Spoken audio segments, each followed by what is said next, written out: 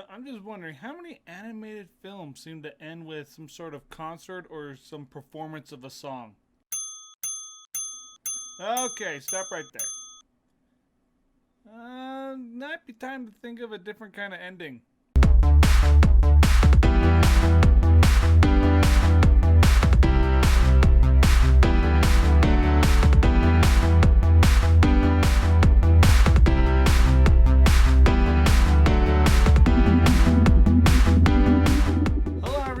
Tyler Gobnuke Wells here with another And Enjoy the Show episode, and today I am reviewing Zootopia.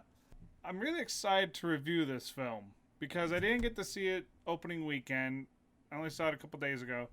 Zootopia is the story of a young bunny named Judy Hopps, whose lifelong ambition and dream is to become a cop for the city, the big city, like the New York of cities, Zootopia. But she's met with a lot of resistance because there's never been a bunny cop before. You gotta be these big, strong, tough animals if you're gonna be a cop, and a bunny just can't cut it. But she's determined to prove them wrong.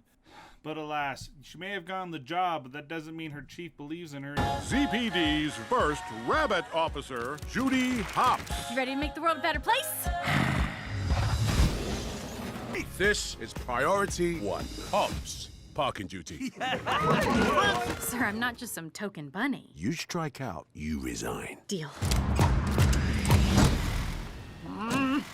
And after a series of events, she's given 48 hours to find a missing otter. She, in a more or less legal way, gets the help of a sly fox named Nick Wilde, and the two of them set off to find this otter and solve the case.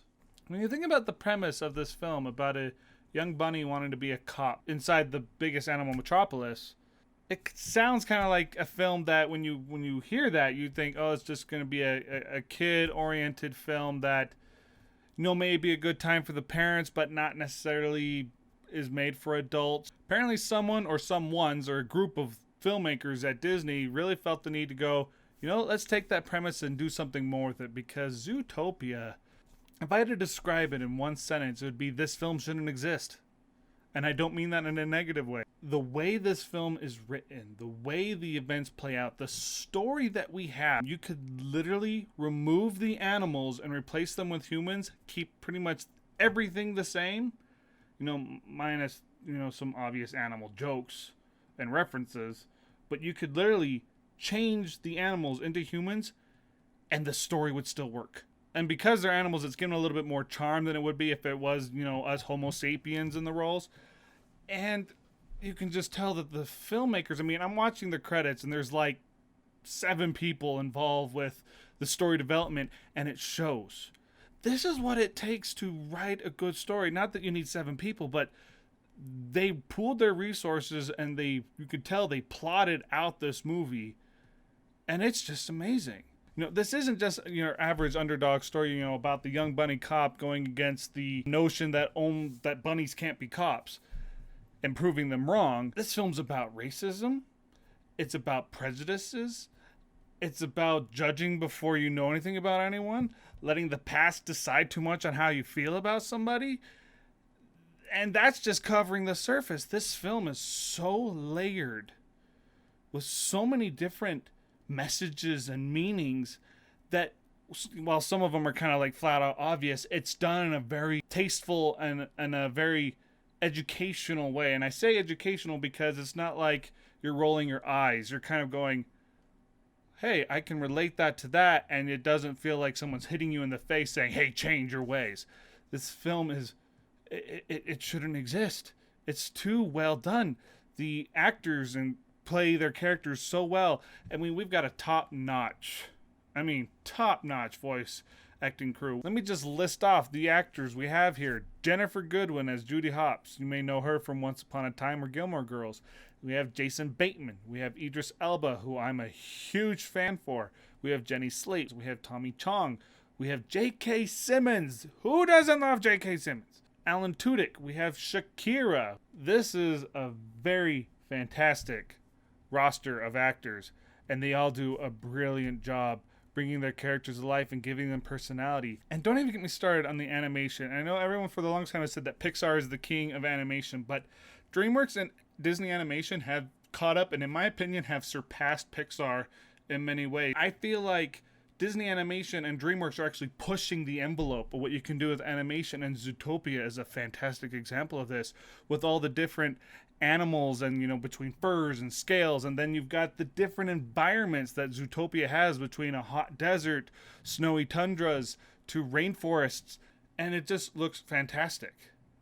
The entire time, I mean, I love it when I can watch film and I'm just going by what I'm seeing. The way Judy moves, like, she doesn't just like bounce around and move around. There's like personality in her movements as she moves around. Well, then you have the very strong contrast to her energetic personality in Nick Wilde, the very sly fox. He moves very slow and kind of casual, not really reacting to much, but you can tell his brain's thinking. So you know that's where you get the shifty from, with how a fox should.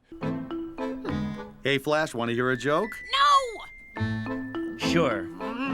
Okay. What do you call a three-humped camel? I don't know. Pregnant.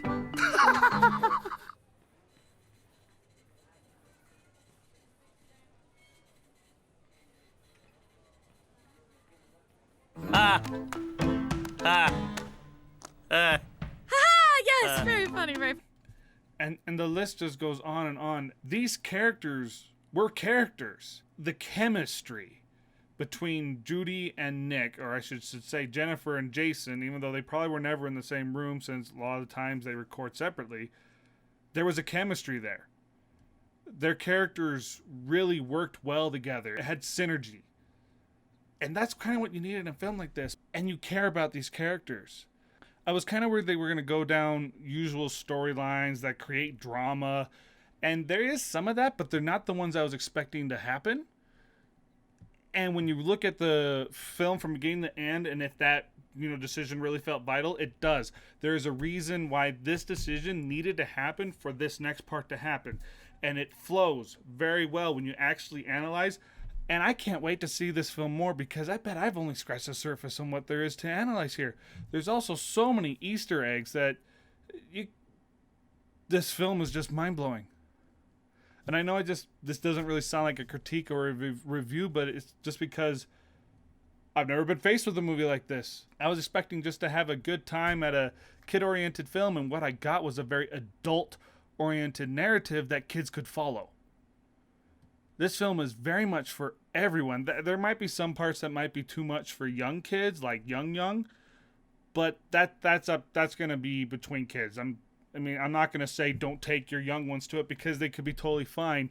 There are some moments that may be deemed intense, but what Disney has accomplished, what these filmmakers have accomplished with Zootopia, is just more films need to be made like this.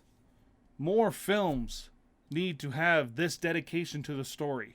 If every film could be so well thought out, so well put together, and so you can tell there's so much dedication, Hollywood would be an amazing place. Hollywood put more time in developing their films. We would have fewer 2 to 3.5 out of 5 rows of teeth than we currently have. I like the rating of rows of teeth because I view it as what you can sink your teeth into.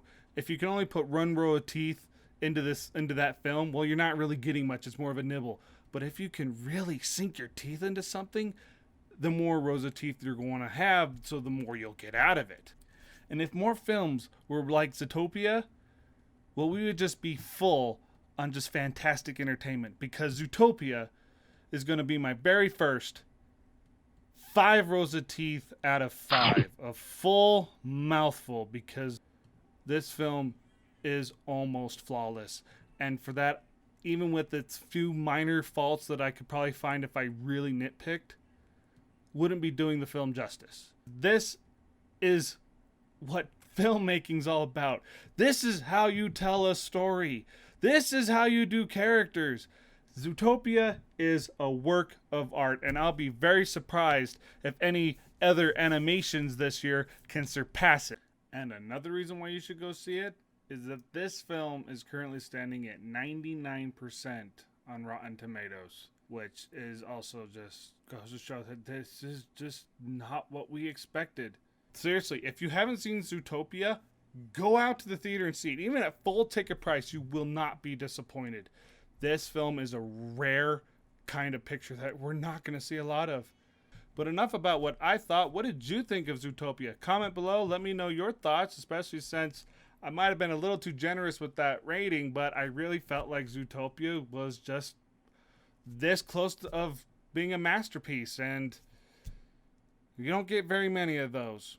Also, be sure to hit the subscribe button because there's more on the way. That's all I've got to say about Zootopia for now. I have been your host, Tyler Gobnuke Wells, the Indie Hat Media Shark. And as with anything, whether it be playing a video game or watching a movie, just always remember to enjoy the show. And I'll see you next time.